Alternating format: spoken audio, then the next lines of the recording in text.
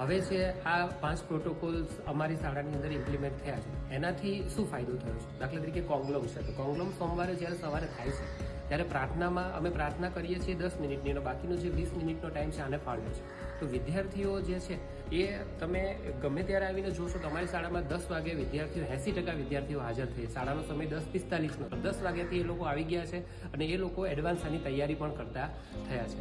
આ જ્યારે પ્રવૃત્તિ અમારે આ 5 જે પ્રવૃત્તિ અમે અમારા શાળાના બ્લોગ થ્રુ અમે વાલીઓને જાણ કરી છે, તો વાલીઓ પણ અમારી શાળાની અંદર જે પહેલાં અમે વાલી મિટિંગ થતી તો અમે બોલાવતા તો પણ ના આવતા, તો એ લોકો સામેથી ઘણી વખત હવે જ્યારે વાલી મિટિંગ હોય છે તેમાંથી 150 જેવા વાલીઓ પણ અમારી શાળાની અંદર હાજર રહેતા થયા છે.